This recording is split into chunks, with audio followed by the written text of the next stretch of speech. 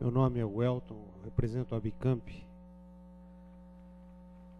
O projeto muito bem elaborado, muito bem pensado, mas eu queria só entender algumas coisas que ele coloca nessa questão da gestão.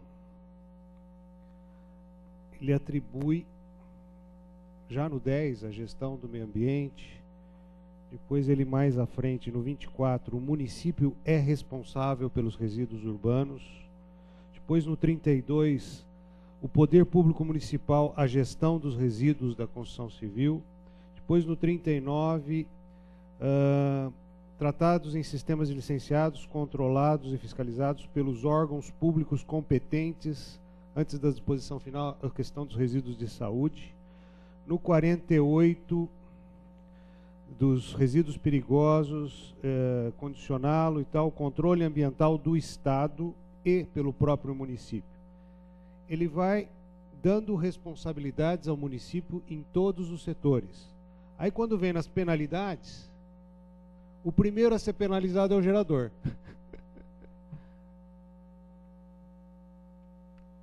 Que não tem gestão nenhuma sobre o assunto e não tem controle nenhum sobre o assunto.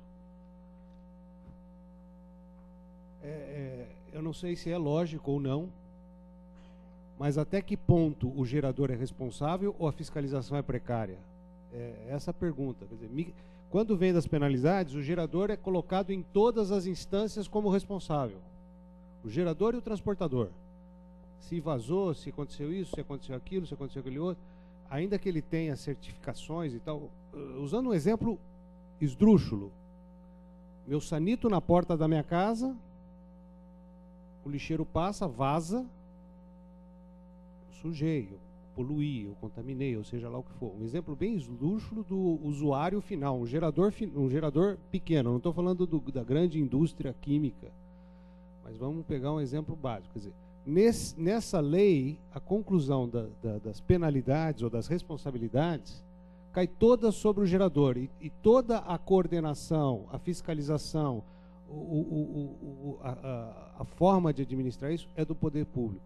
Eu não sei se tem alguma lógica, mas no meu entendimento, eu acho que até existe, em alguns casos, o gerador ser o responsável, mas teria que ser um pouco mais claro, porque aqui, fatalmente, qualquer acidente ambiental, o primeiro a ser punido é o gerador. Bom, antes de responder objetivamente a sua questão, eu queria falar que eu acho que eu me formei nos movimentos sociais, na ideia da cidadania e do controle social das políticas públicas, né? Então eu fico muito satisfeito numa reunião como essa, ter a presença de todos que aqui estão e uma discussão num alto nível, e eu acho que é assim que a democracia deve avançar. Então, qualquer questionamento, a proposta, né, que o vereador protocolou, para mim, pelo menos, não é um problema, pelo contrário, é parte da solução, né? Acho que eu queria frisar um pouco isso, acho que é importante o debate, o contraditório. Agora, creio que as suas questões, elas nos remetem à questão conceitual e definição de termos anteriormente citado, a questão da gestão e de gerenciamento. Eu creio que se nós encontrarmos uma forma de, no glossário, enfim, definir mais claramente isso. Agora, vou pegar o aspecto essencial do seu questionamento, que não é só uma questão de nomenclatura. Bem, o poder público é responsável pela gestão. Ocorreu alguma coisa, a infração é do gerador, né? De fato, Welton, aqui eu creio que todas as discussões de conferências de meio ambiente, elas sempre caminham nessa direção, né? A ideia do conceito do poluidor-pagador. Porque a gente às vezes tem uma visão de que sempre é o poder público, né? E a cidadania não cabe nenhuma responsabilidade, né? E aí as empresas, enfim, o próprio poder público, quando realiza um empreendimento, transgride a lei, não é? Ele tem que ser penalizado, tem que ser responsabilizado por aquilo.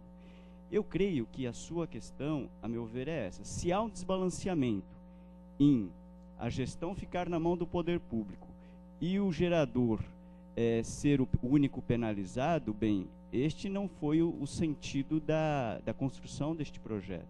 Porque, inclusive, se o poder público que é responsável pela gestão ou gerenciamento dos resíduos domiciliares, ele também pode, por exemplo, ele terceiriza, ele contrata uma empresa, não é? E ela realiza o serviço. Cometeu algum erro, o poder público tem como, dentro do contrato, penalizar a empresa, que opera o aterro, que faz o transporte, e assim por diante. Há uma política de coleta seletiva.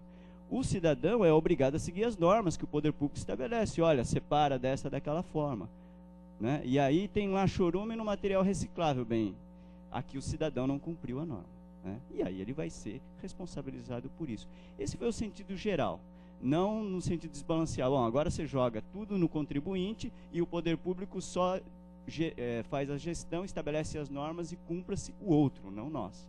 Não é? Como dizia a ex-ministra Marina Silva, fazer a preservação ambiental no ambiente do outro e não faz no seu, né? Não foi esse o sentido, e eu acho que se nós resolvermos essa questão da definição dos termos e sermos mais precisos em cada artigo, inclusive quanto às penalidades, eu acho que isso não compromete o projeto em si, mas sim a gente pode aprimorar para que aquele projeto que finalmente a Câmara aprovar e o prefeito sancionar contenha todos esses cuidados aí, né, essa precisão dos termos.